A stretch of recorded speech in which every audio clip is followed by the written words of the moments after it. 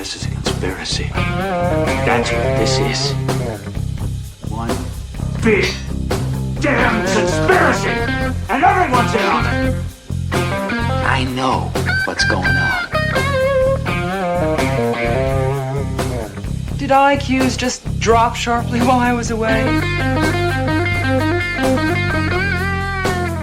The person is smart, people are dumb, panicky, dangerous animals, and you know it.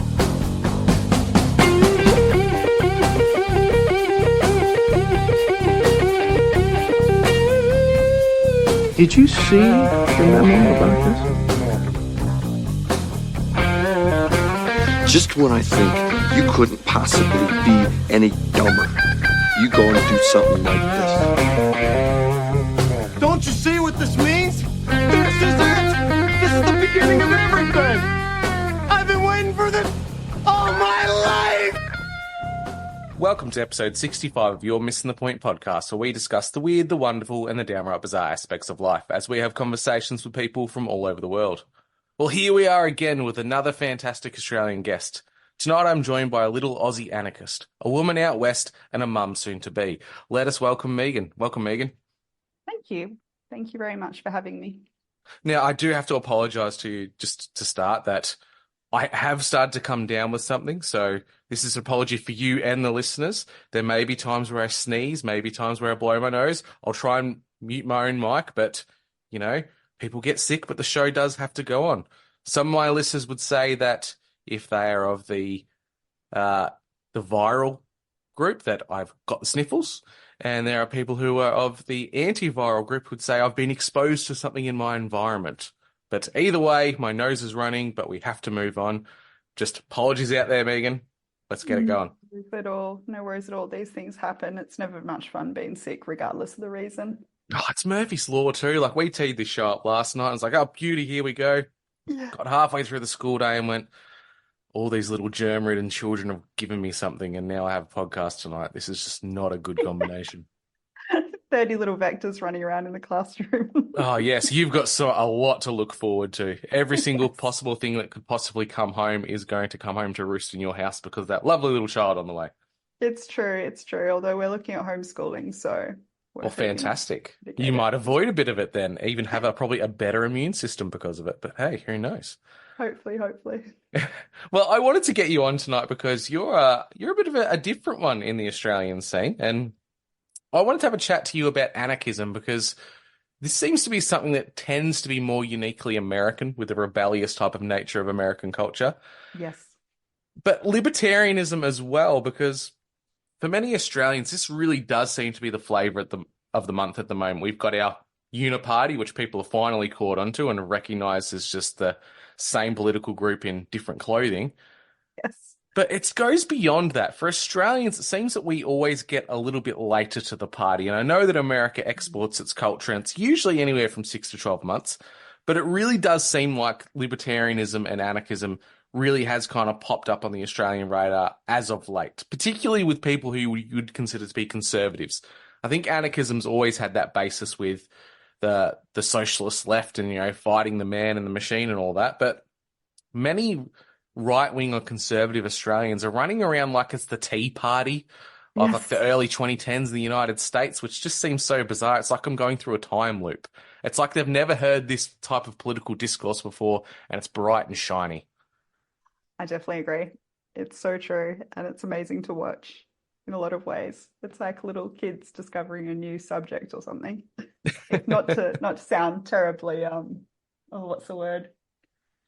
Not to be dismissive or anything, because I think it's really hopeful and wonderful, but Australians are discovering the philosophy, but there's a long way to go yet. Oh, yeah, it's discovering the philosophy, but we've got the worked examples of where the policy has kind of lost its legs in certain aspects in the States, and I just don't understand how they're not seeing the parallels. Like, what would make Australia any different to this?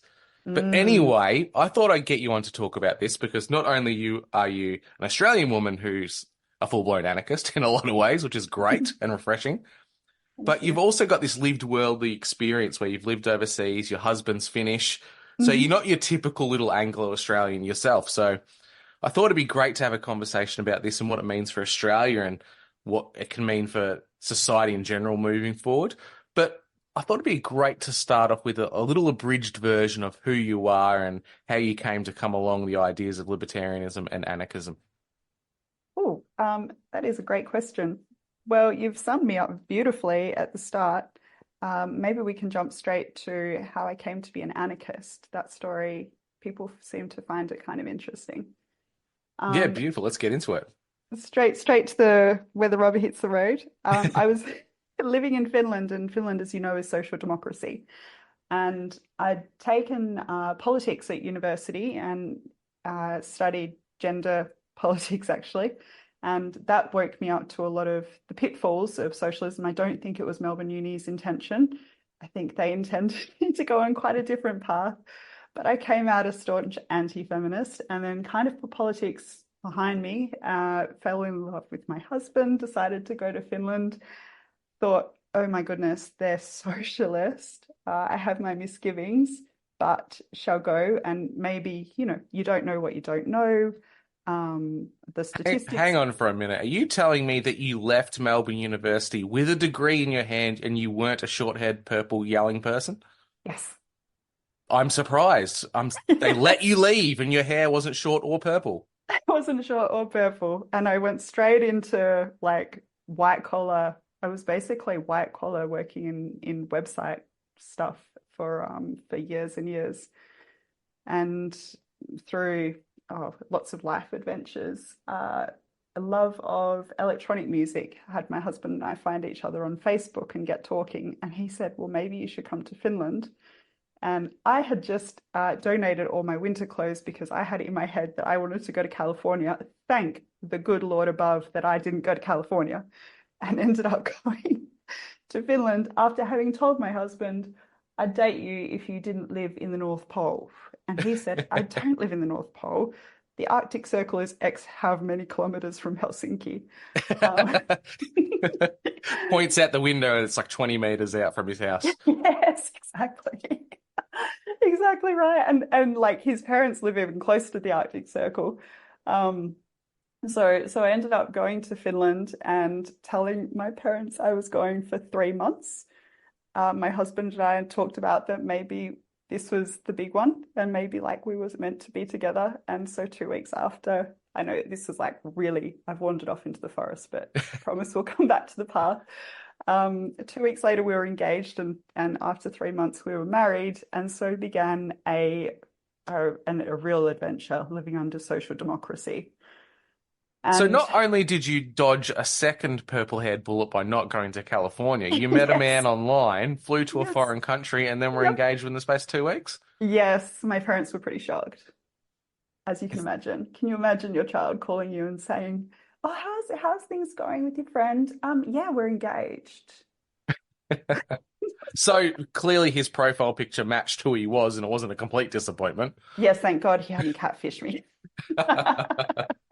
If I might say, he was even more handsome in real life. Oh, there you go. He played it the smart way. Put your worst photo up, and then if women do fall for you, it's always goes up from there. 100%. I like his strategy. Over deliver. He was a professional from the start. What can I say?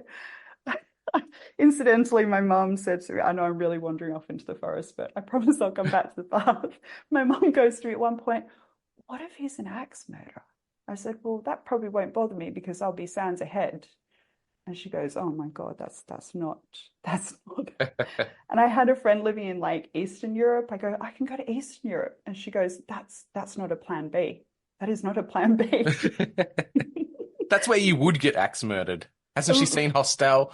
Literally. Everything's in Eastern Europe. She's almost like, oh no, you'd be better staying with the axe murderer in Finland. At least he'd be nice to you beforehand. 100%, 100%. And axe murderers compared to social democracy, I think I'd take my chances with an axe murderer, to be honest. Well, you know what? They don't tend to be anything else than what they actually are. You can't say the same for social democracies. 100%, 100%. Especially the bureaucrats. They are a different breed. Like, they are a different breed. So the good Finns are very trusting. They have the highest trust in Finland in their government and in media in all of the EU. They're really trusting, which is well, this is another entirely separate topic, but has led them into joining NATO and now poking the bear next door, and that's just another story entirely. But so they said to me, you've got to trot along to basically the Finnish version of Centrelink and get registered, and they will help you get a job. I said, well, can't I just apply for a job? I mean, I'm a writer and you guys seem to like to communicate in English. That's what we can do. No, you have to go through Centrelink. All right. So I start this process and then discovered it was in the bureaucrats' interest to keep me very, very, very unemployed and very, very, very dependent on the system. And they did everything in their power to refuse me employment. And I started smelling rats all over the shop, saying to my husband, this is ridiculous. I need to kick him to the curb, and there's got to be another way. This is not working out, and I don't like being told what to do. Surprisingly for an anarchist. Not knowing that I was an anarchist still at this stage, I don't know how we didn't work it out. Anyway, culminated in them sending me on, well, throwing me out of the system numerous times for disobedience. Attending a doctor's appointment, and the GP, on a totally unrelated note, turned to me and said, you're unemployed. Why are you unemployed? Because everyone has your public records under a social democracy, before the doctor would give me doctor care. At the last session, I took my husband with me, and the caseworker turned to him and said, what do you think of your wife's disobedience?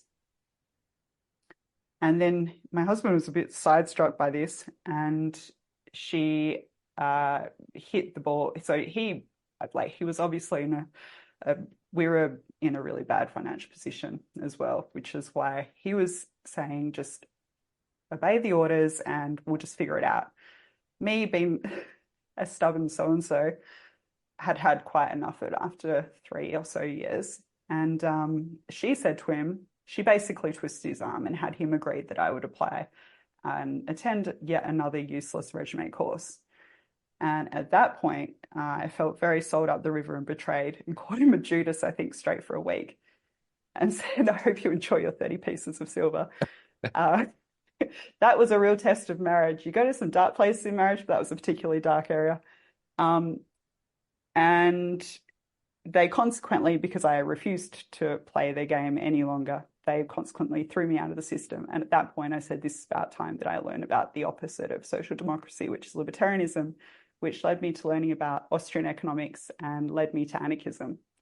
And my husband actually, to his absolute credit, was open to watching videos. And so we became this whole big learning journey together. And now we're very staunch anarchists together. Well, it sounds like the Finnish people are quite malleable by the sounds of it in general, because they are so trusting of their government, which I suppose kind of stems from their history of being invaded by every neighbour from every direction possible. At one point they were fighting the communists and the Nazis, and when you're in those situations, of course you're going to trust your own countrymen and your own government. Why would they lie to you? Says the people that have a social security net which actively forced you out of any kind of way into the workforce. Interesting. Very interesting. And their media is also constantly feeding them hate about immigrants, that the immigrants all just come to Finland because they have very generous benefits regarding motherhood and education. So the media is saying, the immigrants all just come here to sit on the benefit and become mothers. And so does the media push a different message from the government in there then? So the media also pushes love thy neighbour and love thy immigrant. It's very convoluted and very confusing.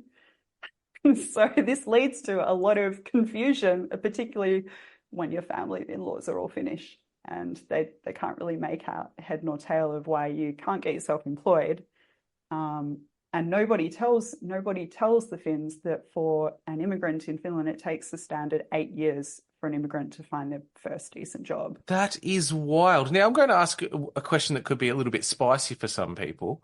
Now, Finland being based on its geographical location and its population size compared to a lot of other Western countries, would you say that it was a shock for you because I dare say you are an Anglo, is that correct? Yep. Yeah. As an Anglo person immigrating from a first world nation such as Australia, you found it a shock to get work over there when, in stereotypes, you would think it might be, say, North Africans or people from the Middle East that would struggle to find work and would be on some kind of government assistance. So was it an absolute shock to the system that a Westerner such as yourself was kind of pigeonholed in a similar situation?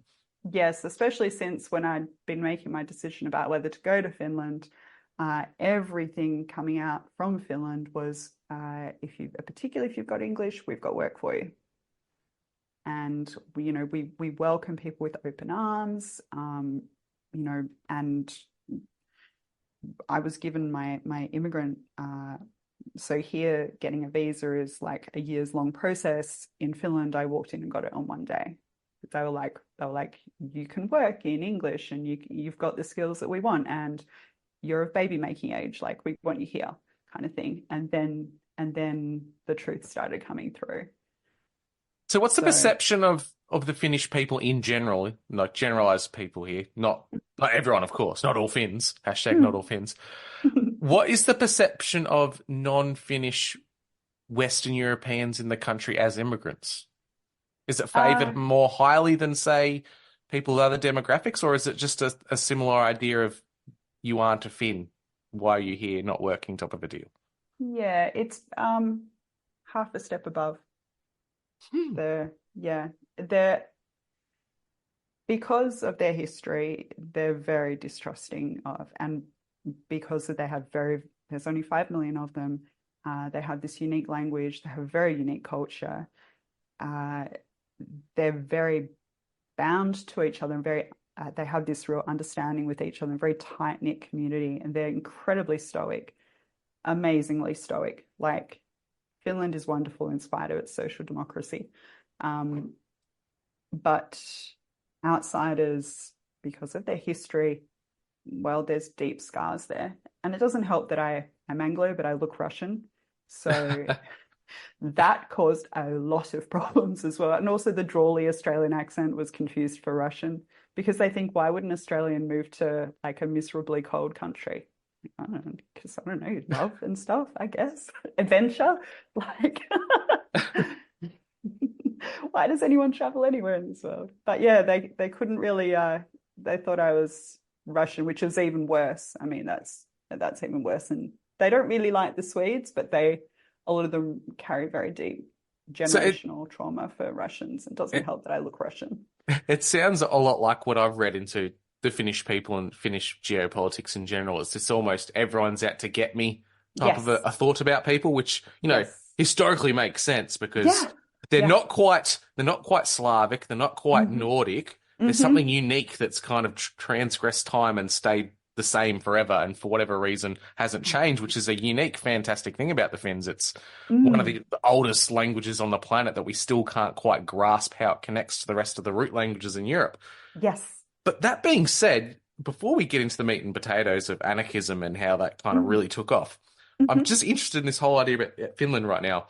Yeah. You said it's a socialist democracy at the moment, but with that idea of everyone's out to get me, the very stoicism about their people, which is great, do you think that could be flipped quite easily into being almost a fascistic, ethno-state at some stage? Yes. Yes. And so when we were there, I have never seen rhetoric against another country. So we were there at Christmas.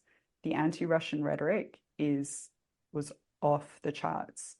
I kept getting, so my Finnish, I think my Finnish is parlous. Jonathan tells his parents not to have secret conversations anymore because I can understand them. I don't think my Finnish is as bad a baby as I thought it was. But I'd get him to translate the newspaper, fronts of the newspaper pages. So I got a real understanding of like the geopolitical situation, because we'd been following, they're joining NATO, etc. And the anti-Putin and anti-Russian rhetoric is so sad and so concerning. And then reading into it and talking to Finn since we've got back, I've since discovered that it was the same in World War II, when the Russians, false flagged Finland, but coming into the false flag event, there was the same kind of rhetoric, which, only deepens my anarchism, because war is waged by governments and fought by good men. Yes, nations are used as pawns, and the people of those nations are just the pieces on the board. Exactly. It's used as crowd control. And fat men who how does it go? Fat old men who hate each other send young men to die for their arguments. And so the Finns' generational scars and protecting against the outside world is really weaponized against them. And it's really sad to see. Yeah, I could just generally speaking, I think it's happening across most of Europe at this stage anyway, that there's this mass influx of mass migration from third world countries, Middle East, North Africa. Yes. That it's almost the perfect breeding ground to allow for some kind of ethno-nationalism, almost a lot of time based in, say, Christian nationalism, which Christian nations aren't in the Christian ethos itself anyway.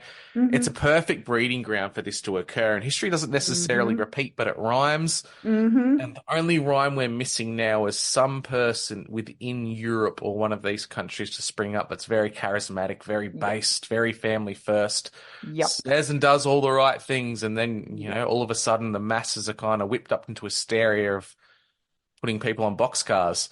Yes. So that, I don't know how much you've been following of like Dutch politics and German politics, etc. And like the internet culture, like how there's like geopolitics, but there's also like politics on X, and you get like the general tone of the dirty underbelly of culture. It just goes that layer deeper than the observable reality. Yeah.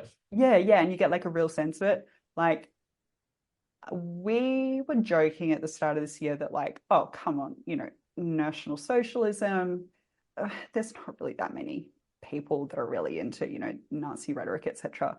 Since hanging out on X, like, wow, there is definitely fascistic undertones. Like, I've had people arguing in my comments and stuff saying, the beauty of totalitarianism, you don't understand. And I stumbled on a space the other day where they were talking about where they'd all started out as, and these were actually Americans, all started out as libertarians, but in 2016, we all know that we all turned into National Socialists. So this is like a real thing everywhere. And I think maybe you and I have discussed previously offline how this can go two ways. We can either go real liberty, pedal to the metal, or this will go fascistically, pedal to the metal. I don't think there's any other way at this point. Yeah, it's accelerated to the floor. It's smashing your foot through the firewall and going onto the road and tearing your foot up. And that's the analogy of what fascism ends up doing, because it starts off very fantastic and economies look great and people are happy and things are booming. Then bad things happen, and ultimately other nations step up and try to put down the things that have occurred. 100%. And it's not just a Nazi type of situation. These things have happened throughout all of history. At certain points, these were just called empires. Yes. And these empires eventually fell. I think it's a real concern at the moment. We're seeing elements of it pop up in Australia. I don't think it's quite got the legs yet for Australia, but definitely within Western Europe, I can see that there's a young generation who are coming up seeing the bullshit associated with socialism and socialist programs. Yes. The amount of indifference that they've created. It's not just a two-tiered system, it's a multi-tiered system in many of these countries now, where if you're an average, air quotes, native of your own country, you are at the bottom of the totem pole. You're not getting anything out of what the government's putting out or looking after you. Yep. So naturally, who's the enemy? The enemy's got to be the person who's getting the handouts from the state. And that's not necessarily their fault. A lot of the times, like your situation, that was something you were put into. And like all things, the cream rises to the top, and people who are willing and do want to have a go will sort it out. And for you, that meant, you got thrown out of the system, and more power to you because you stood up for something. There's a saying that Winston Churchill's famous for. If you have enemies, that's good. It means you stood up for something in your life. Yes, I do. There are, like everybody, there's criticisms to be made of Churchill, but I really appreciate his speech writing. Yes, you know what? He was an unelected bureaucrat. He did a lot of terrible things. I'm half Scottish and half Danish by descent. So I hear a Okay. lot of the bad things of Churchill from the Scottish side, where if he ever went up into Scotland, the mining communities would have lynched him because they hated him so much. Yes. But, you know, like all these lovely little heroes and leaders they tend to roll out for us, they do have a lot of good things about them, which makes them Mm. so palatable for people. Yeah, and the concern is that we get someone that is hyper palatable going forward. And like, for example, Malay is hyper palatable for people, and the education that he started previous to getting elected is amazing. He's like got people reading about economics and excited about discussing liberty, etc. Totally aside from any ties since then. But yeah, my concern is if we get someone as charismatic as that rising up in Europe, then there could be bad things happening. Well, have you heard this song that's the new number one hit across the underground and not so underground in Germany with the youth at the moment about kicking foreigners out? Yes, there we go. That is history rhyming. Yes. I understand why, and it makes sense. Yes. And you know what? To a certain degree, yes, they have to make some kind of some real policies around immigration with their country and who's actually contributing to German society. But God, does that have the potential to spark something that can get out of control? Yeah, good point. I've been following a little bit along with what's been going on in Ireland. I don't know if you have, and the burning of the hotels, etc. Like I understand, they're in a lot of European countries, they're further down the road with the problems that we have with housing and healthcare and systems collapsing, etc. And having lived in Europe, you see what that looks like. You see what that looks like when that goes down that road. Fortunately, Finland wasn't. I mean, we saw it in the news that came across the table, but fortunately didn't see it in real life. But it's just awful what has been done to beautiful European cities and countries. And these people now, like the economies are shot. Pension systems like everywhere. I mean, they're so far in the hole there in Europe, and their populations are so top heavy. It's got all the makings of a really ugly uprising all across Europe, and I can't blame them for it. No, I think Ireland kind of sticks and resonates with so many people across the Anglosphere because, you know, the British exported so many Irish as indentured slaves, essentially. Many Yes. Australians have Irish ancestry somewhere along the lines. I know I've got a bit in me, hence the red beard.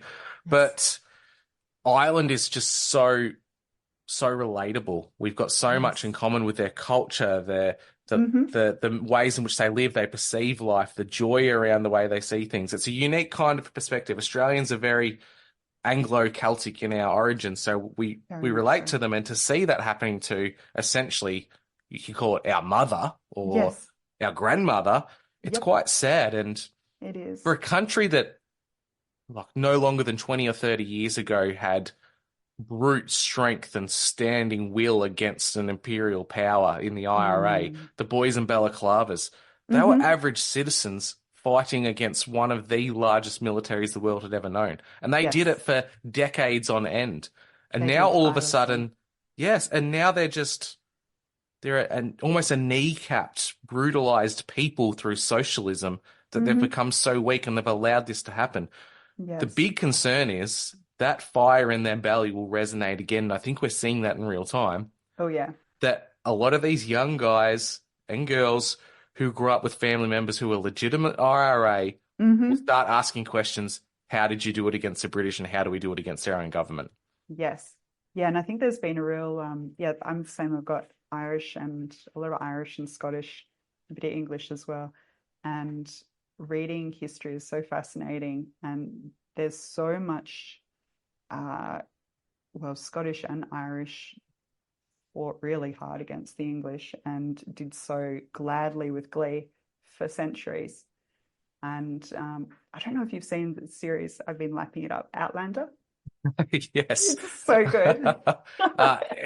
Visual, like it's smut books, but visual form for ladies. Yes. Yes, I've seen that. And it's My got me wife's watched a reading bit of about Jacobite history as well. So that's been super interesting. I didn't actually know about that period of Scottish history. So it's made me want to go learn about where in Scotland my family's from. etc. But yeah, it's Um, such my a my such a mother's good one. side's a mix of both, of royalists and Jacobites. But Oh, then there's really? the argument over who are the real royalists because the Jacobites were technically the royalists. Yeah, But it's interesting, isn't it it? is. It's but like you said, we've got, I think as a lot of Western nations, we have this history of Mm. fighting against overwhelming odds, against tyrannical powers, against kings, against principalities. Hmm. And now through like the convenience and the poison pill that is socialism, we're Yes. almost very domesticated. Oh, And yeah. that's allowed for a lot of this subversive bureaucracy to kind of take will and just, suck us of our life force. The parasites that are the ruling elites have Hmm. done a really good job of it. They knew they could no Yes. longer control a population with simple wars anymore, that they had to make us dumb and docile, and they've done a very good job at that. They really have. I mean, look at the IRA's political party became Sinn Féin, and Exactly. I think the Irish themselves are pretty disgusted with that evolution. Could you imagine going back in time to like the 1940s or 50s or 60s and have your average IRA and explain to them what Ireland has become now? Oh God. They would say, "Take me with you so we can fix this mess." They, yeah, I mean, everyone's talking about it on the internet. Actually, when was it? It was a couple of months ago when the Irish were really talking about their rebellion, and they were having spaces apparently where they were all singing in Irish, and they were planning their rebellion on Twitter Spaces. Apparently, it was such a lark. They're all singing their like Irish songs and like singing about the blood of the the English, etc. It's absolutely phenomenal. So, yeah. So this kind of brings us to a logical question then. Like, Mm. we see what's happening to Western countries and the Anglosphere in general. Hmm. People often go to, there's going to be that balancing act. Either we fall into a completely authoritarian technocracy that's led by socialist left-wing people who control everything you do, or we go into a fascistic state which controls everything you do. Hmm. With the way that the system's built up now, like we've built our own prisons. You could enslave a people maybe 1,000 years ago with an army because you had the swords. Now we're enslaving people because we've got the technology. Yep. What's the way out? It seems like people always talk about, I don't condone violence, but when you see the systems that are in place, is the answer full-blown anarchism? Because that's what I hear a lot. Even anarchism you can put into a spectrum, right? And a lot that I see from people, they're kind of black-pilled on the way the world is, and I don't blame them because you look at the way things are. They're all for, hit the switch, let's start it again, and let's see what happens. So where would you fall on the anarchism spectrum of how do we solve these issues if we can't vote our way out of these situations? So No, we can't. what do we do as little anarchists to try and soften the fall or protect ourselves as best we can? Great question. It depends on how peace loving you are. I mean, the anarchists have always had as you know, the anarchism comes from predominantly a leftist, as we mentioned previously, a leftist kind of area, and the left have always been very comfortable with the idea of breaking a few eggs to make the omelette. A little too comfortable, perhaps, but very comfortable with that concept. They'll break a few eggs to pour a glass of milk. Oh yeah, that's the left for you. That is so true. Oh, so true. And then come after the cow with pitchforks. Blame it for global climate change. Oh lordy, the global climate change that used to be global warming, after it was global freezing. Yeah, and then it was a little bit too all over the place for it to be one or the other. So they just said, let's call it climate change. Then we'll cover all their bases. Yes, Got to hand it to them. That's a pretty smart metric to go into. Let's keep failing at our predictions until we get something that covers everything all at once. Yeah, and so we can claim that everything is It's funny. There used to be a name for that. It was called climate, which of course changes all the time. Strange that. They've just rebranded it and politicized it. It's amazing how these purple-haired ones come down in the last rain and think they've got all the answers. Well, I'm sure if you don't shave your armpits as a woman and you got time to dye your hair, your priorities are kind of skewed anyway. You and your mob of cats and not much else. Yes, and the parasite worms that you have from changing kitty litter trays all the time. Yeah, there is discussion that the toxoplasmosis is really having an effect on political outcomes. or potentially can do, because it's like a real thing. Is that the real reason they didn't want us taking horse dewormer during COVID then? Could have solved Probably. all the political agendas all at once. Quite possibly. I mean, it's also a very good anti-cancer thing, so it might have solved that problem as well. And many other things, so it turns out. But Mhm. we're kind of strayed off the path a little bit. But all good fun though. So Always good anarchism, times. it's Coming back to it. it's the almost the brainchild of what you would consider to be the extreme left, who, like you said, like breaking a few eggs to make an omelette. Mm-hmm. But what does it mean for conservatives? Because, I see conservatives, we're our own worst enemy a lot of times. Yes. We are all about freedom. We are all about loving your fellow man and looking after community. Mm-hmm. So naturally, with that kind of thought process, turning around and destroying the system you grew up loving and wanting to protect isn't all that palatable. It's something you can't imagine ever doing.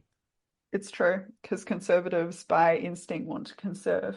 But what if we're conserving the wrong things?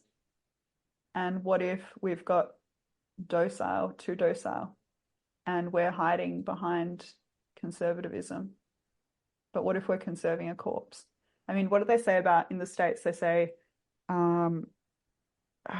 if there was a zombie causing parasite, the Democrats would be cheering for the parasite and the Republicans would be cheering on the corpse. Exactly right. And I suspect we've got a little bit of the same problem here in Australia. It's, Absolutely. Yeah. And anarchism isn't just, well, the word has been co-opted, and there's been a very successful campaign done by governments everywhere to rebrand it as absolute chaos and violence, etc. When the term literally, in going back to the Latin, just means without ruler. And under anarchism, there's a general idea of rules but no rulers. So I think that's a message that could really resonate with conservatives, because conservatives do like self-responsibility, and that requires discipline, which requires guidelines and rules. And that, as part of that, sometimes we have a responsibility to take out the trash. And the trash is very toxic, and it's every system in every country that's a governance system. It works so badly against the people, and it hurts the very people that it purports to help and assist. Well, it's the very definition of large governments, isn't it? They have to create more and more government to keep themselves going. It becomes a self-preservation method more than anything else. Oh, yeah. That if they don't keep adding to the system of things that are built into it, it's going to wither and die, because that's how their economy is built and thrives. Mm-hmm. I've got an American friend, Moral Bob, shout out Bob. He's given this great example where he agrees that if anarchism was just allowed to go, there definitely would be the argument from the left that, there'd be riots in the streets and there'd be people killing people over things. I do agree there would be an element of that, but I think it would self-correct pretty quickly. Yeah. You'd have one person who might rob someone's house, might be successful, beat someone up, hell, even kill somebody. Would it be terrible? Absolutely. They might try that on another two houses and they could have their head blown off within short work. And then their friends soon, in short time, wouldn't do that again. Yes. Or try to do that, because you'd have a population that would be self-correcting and self-determining the rules or the laws that society values.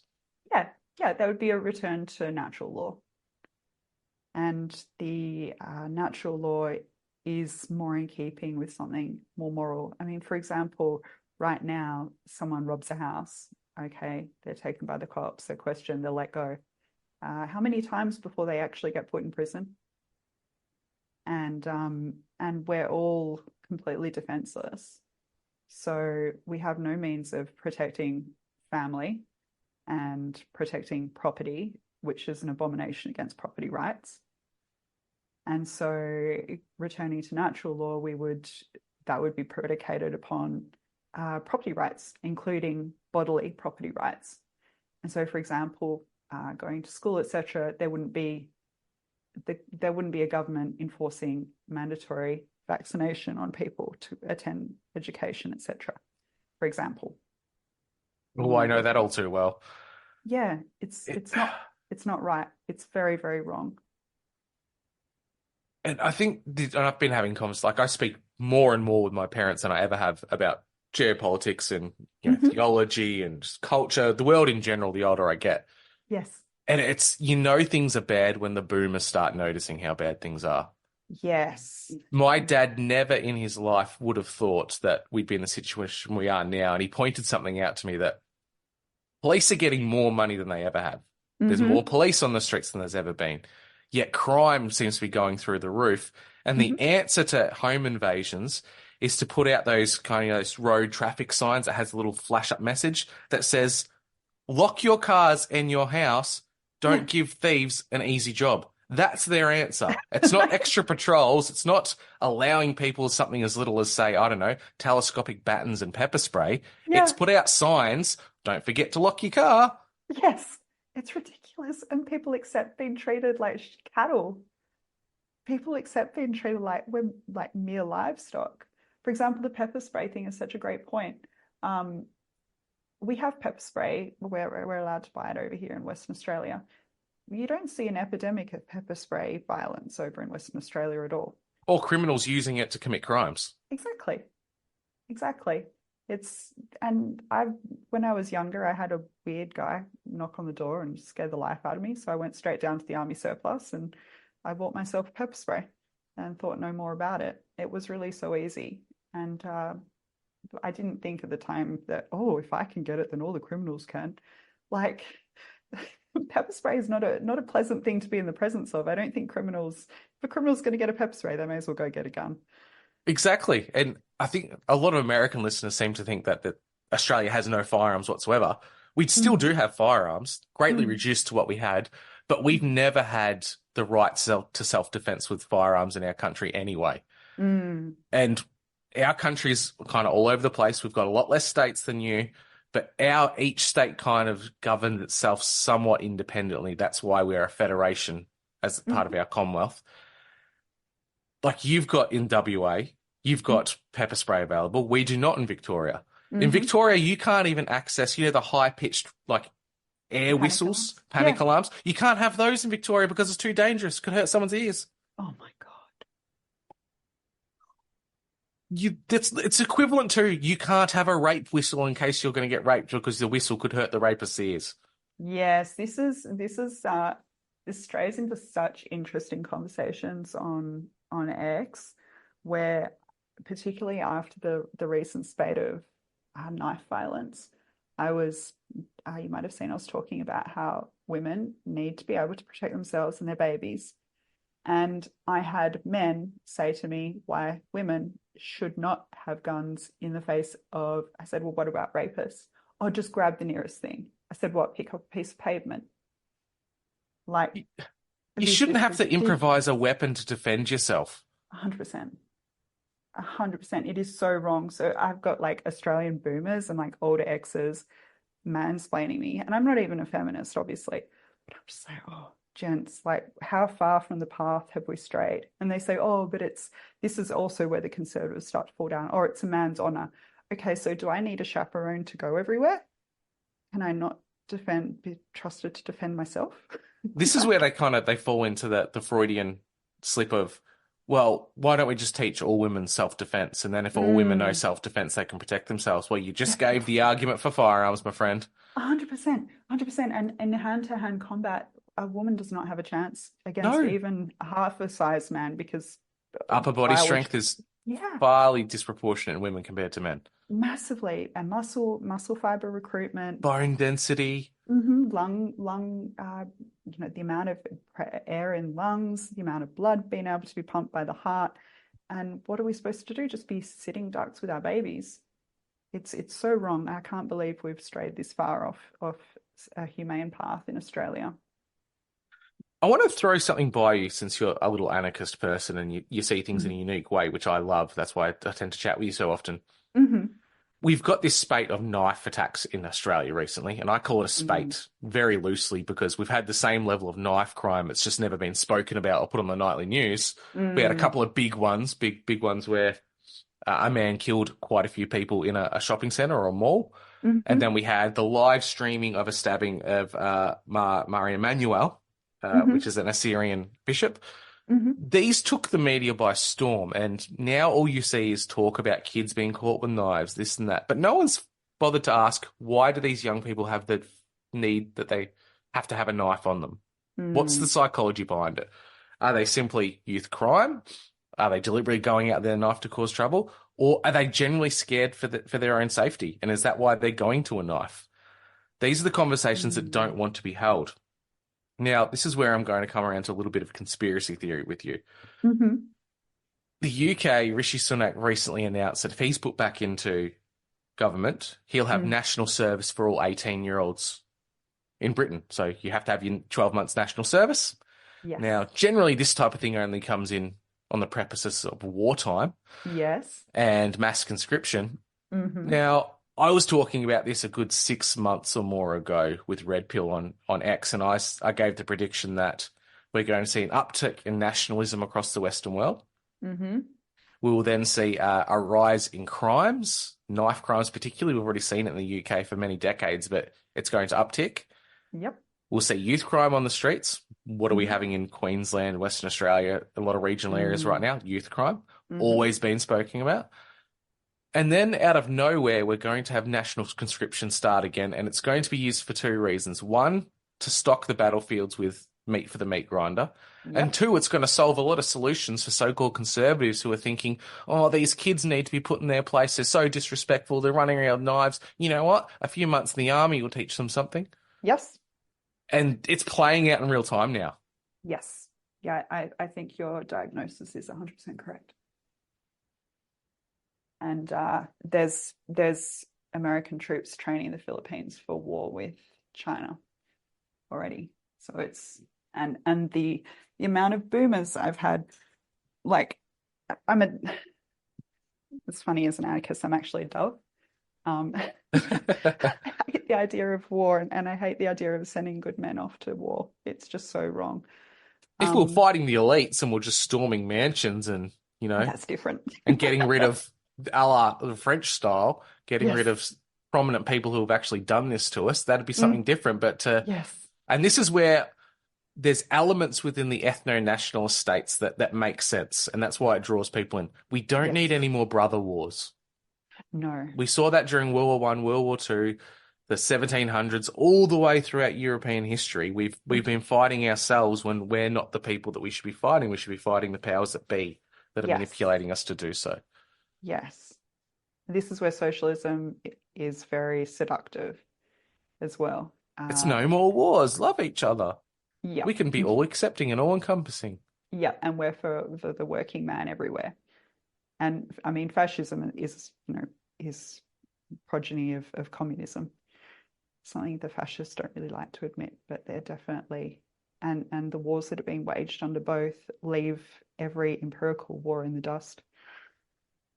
Like, it's the last century, I think, if it taught us anything, was that political wars are particularly ugly. So as far as what you're saying with conscription, etc., that is my concern as well. And I think the boomers and the older Gen Xers, once again, are leading us a very worrying, very pretty dance straight into the jaws of conscription. And then you have an army that is easily weaponized.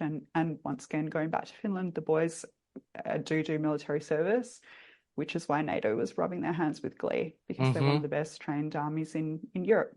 And now NATO has moved into Finland and is setting up bases all over. And, if you want a vanguard that wants the blood of Russians, what better people?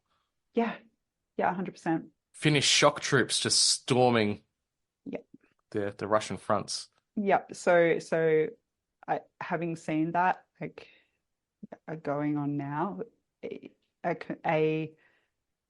starts out with, oh, it's good for the boys.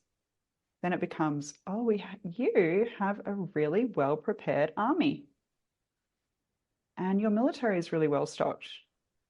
And Ukraine, we just lost Ukraine, so we're going to need you to step in now. Yep.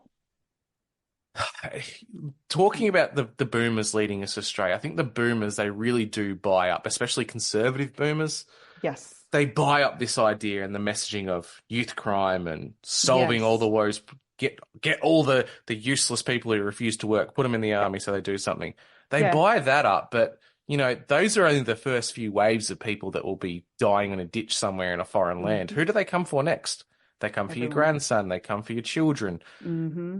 And they'll do exactly what they're doing in the Ukraine at the moment. They will Mm-hmm. roam the streets in vans looking for eligible men and take them. And when Yep. all the young fighting age men are gone, who do they take next? They start taking the fighting age women, which we're seeing in Ukraine right now.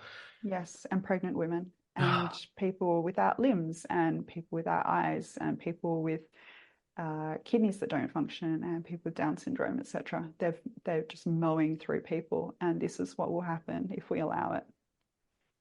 Because the jaws of war know that they can't be satisfied.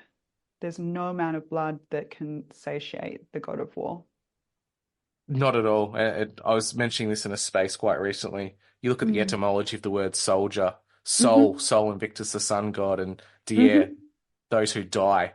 So we're literally sending off our sons to die as a sacrifice to a pagan god. And as a Christian, that horrifies me beyond no end, especially when I look at many of the symbols of the Australian military with the rising sun that supposedly is based on, the rising sun that will not go down on us when Gallipoli and all of our national history around that is, but really it's symbolism for something much darker, which in a lot of ways, the people who run the world, if anything, they love their symbolism. They love their little things that are little hints towards what they're really about. And we're being used in this. 100%. The sun never sets on the British Empire. And the British Empire was given to the Americans. And the Americans don't really have an empire right now, but it is the bare bones of the previous empire. And Australians were sent to fight in the First and Second World War. And for what? Australia is very, bring it back. Australia is a very young country, and we haven't fought for our own country. Australians haven't spilt blood into their own soil. So No, we haven't. We have not. It leaves us with a certain kind of naivety, and we're really ingenues on the world stage, and we don't really have an understanding of what it's like to sacrifice life and blood and brethren to make our own country. And I think there is something about that, and I'm not saying that we start tomorrow, but there is a lot of naivety. And I see a lot of naivety with the boomers. They never went to war. And they grew up with their parents telling them about the glory days of war and the horrible atrocities, but ultimately their parents were the victors of that war. So they're always going to have this skewed view of what war is. Yes. And they'd be more than happy for their grandchildren to go off to war because, the glory stories of dad around the fire about how he fought the Japanese or how he fought the Germans in Europe. That sounds all very good and romantic. And that's where kind of patriotism in a lot of ways is definitely weaponized against its people to join its defense forces or its armies in a lot of situations where, because of that naivety, how many young men and women are going to go off and die in a foreign land and realize all too late that it's all for naught? And Australians, the violence and the gore happens elsewhere. We don't have fields here where plants are grown in the blood of Australians. It's quite easy to glorify things that happen over the ocean somewhere else. It just romanticizes it quite a bit, doesn't it? It geographically distances itself from you and where you are, so you can't quite conceptualize the reality around it. Exactly. We don't know what it's like to have bombs dropped on our head. Not at all. This is a very big future projection from me. And I don't put dates on anything because, if you put a date on something, you're no doubt going to be wrong. But the way things are tracking, and this is like a worst case scenario, I could see a kinetic war in the South China Sea with China. Yeah. I could see China allying itself with quite a few Southeast Asian countries who at this point say they would never ally with China. They would reach the Australian mainland. Australia would throw all our young men and women at it to the point where it's the majority of a lot of the colonial stock of Australia would be going off and fighting for it because we have that romanticized side of history of what our grandfathers did. They'd go off and die. And the newer Australians, the ones that have immigrated, the nearly 2 million in the past couple of years that have arrived, they'll be left behind, and they'll be the ones that would quite easily hand over the keys to an invading army and just kind of go, we don't really care. Yeah, this could definitely happen. And it isn't helped by the fact that the subs, the big nuclear subs that were purchased. Did you see the discussion with Paul Keating where he ripped apart the press gallery? It was so funny. And he was talking about how these new nuclear subs can't actually go onto the continental shelf in Australia. They're basically made to sit off the coast of China and do the Americans' bidding. We can't defend ourselves. And he said that's why when he was in, and I've got my criticisms of every politician, including, of course, Keating, but he was saying that the reason why they chose the little subs when he and, what's his face were in, now I've gone blank. Oh my God. Howard? Or Maybe Hawke? him and Hawke. I think it was Hawke, yeah. Him and Hawke chose the smaller subs that could go onto the continental shelf because he goes, we just need to defend Australia. And now we can't do that. Like China currently doesn't have a blue water navy currently. They've only got one aircraft carrier group that isn't blue water navy as opposed to the Americans that have 11. But eventually the sun will set on the Anglo Empire. It's and the Anglo Empire has outlasted, I think, all the other empires. So it's well overdue. Oh yeah. Because the British Empire just really rebranded and became the Anglo-American Empire. Like all banking really is done through London. Yeah. The spiritual side is still the Vatican, and the military branch is Washington, D.C.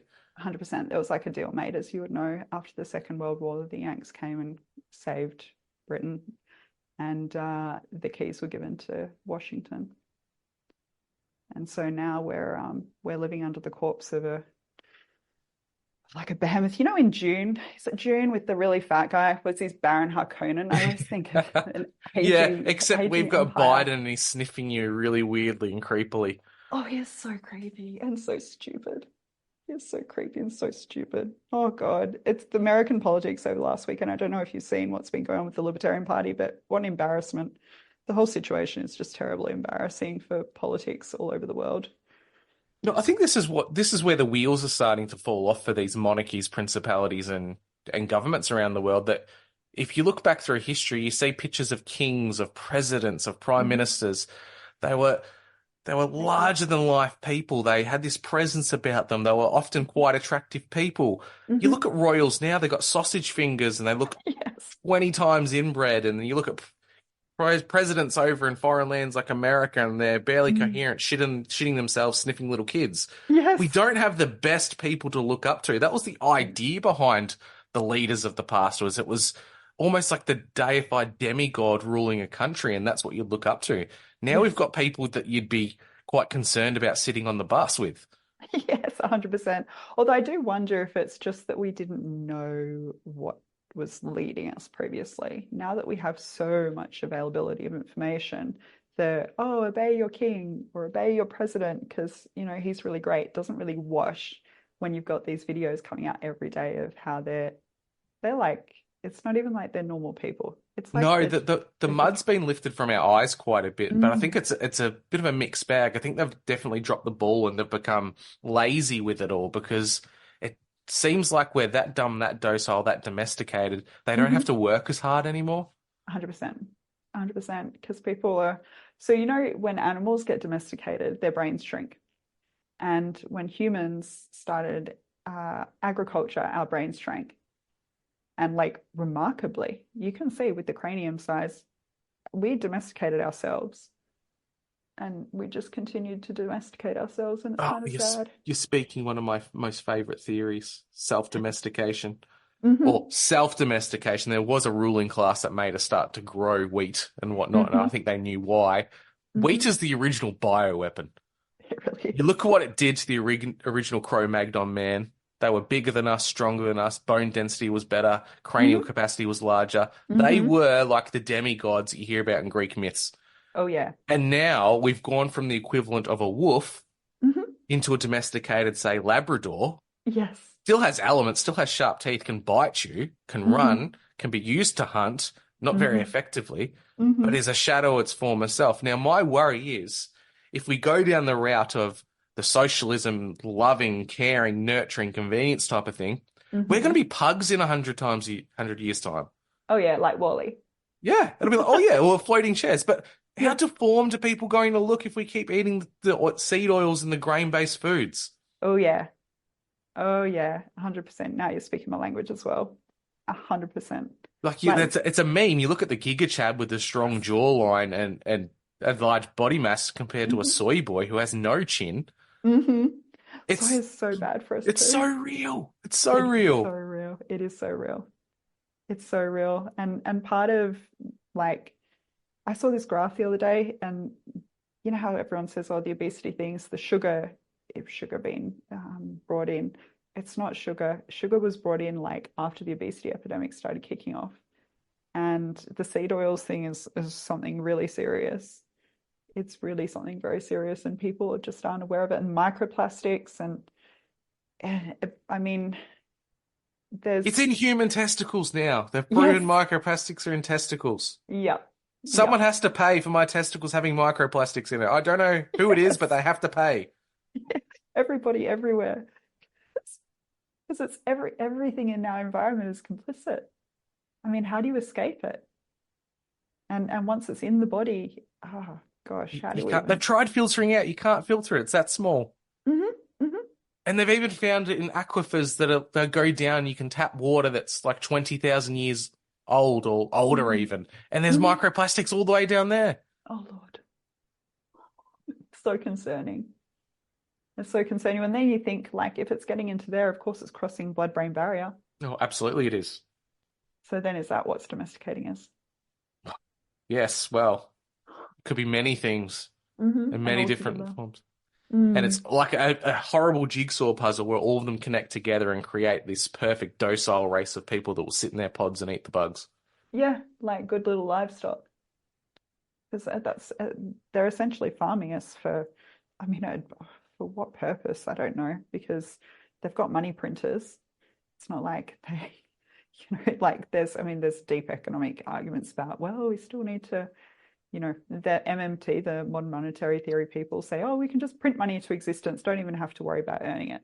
And then there's a lot of discussion about why they still want us earning it. And, well, I prefer hard money, so gold. I would like to see a return to the gold standard. I don't know if we'll ever see that in our lifetime. I think we'd really have to have quite a serious black swan event, because once the economy crashes, they're going to want to put us on what is it, the CBDCs. It makes you wonder what they're trying to extract from society. They often say it's extracting wealth, but what is more wealth when you've got more money than you can spend in 100 lifetimes? Oh yeah, they've got more money than God. So is it just are they placating their boredom now? That we're a giant board game and they like just seeing what happens every now and again? Oh, okay, you've had the empire for a while, Angosphere. It's Russia's turn. Let's see what they can do for the next 500 years. Is it just turn taking? Is it sheer boredom? Is it this self-personification of godhood that they think they have over us by being, that's where they co-opted the church and Christianity. A lot of kings became the representative of God on earth when that's no place and has no biblical leaning whatsoever. God was explicitly against kings, and he didn't even want to give the Jews a king. Yes. Until they asked for one, and when they got one, he wasn't a good person. Yes. Yep. I think it's going back to your original question. Well, when you have more money than God, I mean, the levels of depravity that you go to are pretty severe. And you need to get more and more, people get more and more, depraved to feel anything. And if you got no judgment to face, what repercussions are there? And everyone else is just playthings. Because if everyone around you is a yes man and a yes woman, humanity is going to start looking very cheap. And going down Epstein rabbit holes, like, Lord, that is a rabbit hole and a half. I stumbled across this video where it was apparently an bodyguard guy decided to do a tell-all. I mean, you never know if these things are true, but even if it isn't true, like one hell of a writer, and you could definitely see this kind of thing happening. And there's just no value in human life. I mean, we see it with people who traffic people anyway, so it's not that much of a stretch of imagination, even if it isn't true. And these people at the top, like, well, the links with human trafficking to the American government are deep and disgusting. And how to remove that but kill the rot and kill, it's like mold. Governments are like mold, and they go through everything and they ruin everything they touch. And the only way to get rid of mold is with serious chemicals and rip it out of the system. But sometimes you even have to tear the wall down and rebuild it and start anew. 100%. Or what do we do? Keep sacrificing children and our countries to this madness? I don't see any other way except cutting it out. But whether we're up to it, I don't know. I am somewhat hopeful though, and me too. In spite of all my black feelings, in spite of all the black, like, God, you're just a woman after my own heart here. We've spoken about this outside of things, and we talk about hopium and how that affects people in a negative way, but the positives of it are worthwhile. Oh yeah. And what I see happening, I think, is great. Is it enough? Probably not. Just the simple ideas of people researching, looking up things themselves, not letting the state, the media, their well-informed academic friend, whatever, tell them how things really are. Find out for yourself. Yep. And that extends to people of faith. Don't just sit in a pew every Sunday and let the bishop, the priest, the cardinal, whatever, dictate to you to what the word is. The word is there for yourself to find out. Yes. I think we're on a really good track as freedom-orientated people. We're going out, we're having conversations, we're researching, we're growing our own foods, we're learning about what foods are actually good for us, what aren't.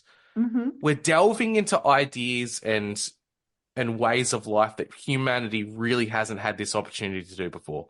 Yes. So there's positive lights, but at the same time, being knowledgeable of those things is very blackpilling. It is. And do you know what keeps me white-pilled? Sheer stubbornness. Reading about military history, morale is so important. And morale is really the difference between success when you're a tiny little few people against a big army and dying in the mud.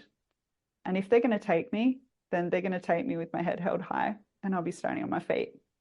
And I don't care about the circumstances in the world. I'm just going to keep that attitude because it's worked thus far.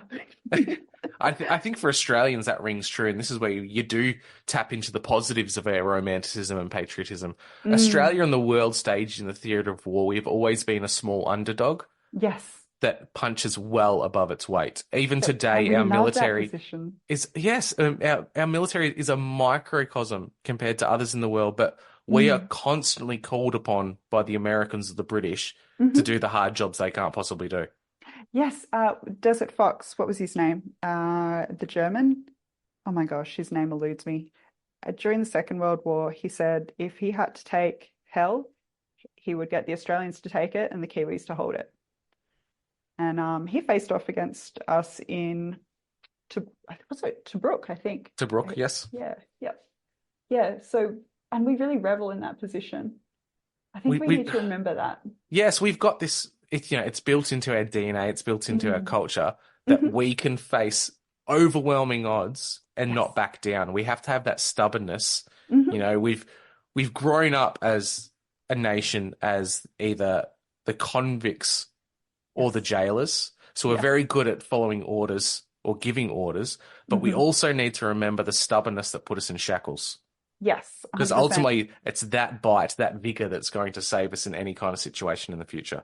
100%. And going back to our discussion about Ireland and Scotland, it's well and truly in the DNA of this country to stand up to, the British as well themselves are, not all of them were redcoats. And there's real history of rebelling against a tyrannical authority in, all of the UK. And we really need to tap into that and remember that, I think, in Australia as well. Yes, people often forget the British had their own civil war at some point within England. So I did. it's They not did. that they're these monarchists all the time. There is a real backbone there and a real fight for freedom. Cromwell wasn't the best, but he definitely brought out their fighting spirit. Meaghan, we have to do this again sometime soon. I think we've barely scratched the surface in this, but I think we've really covered some of the main reasons as to your outlook on anarchism and being a freedom-orientated person. We've covered some of the geopolitical things that are going on, a lot of things happening in Australia. I think this is actually going to be a great conversation for anyone out there to listen to, especially people overseas, because you get this unique glimpse into what Australians see ourselves as and the rest of the world at the same time. So, Meaghan, I thank you for taking the time and coming on to chat with me tonight. Thank you so much for having me as well. It's been an absolutely delightful conversation, and I will very happily come on again anytime. No problem. We'll have to go down some of those rabbit holes together. I'll send you a tinfoil hat and we can put them on together and we can just ride the internet and see where we go. Sounds like a plan. All right. And on that note, everyone, we'll catch you next time. Hey everybody, it's closing time. You don't gotta go home, but you can't stay here.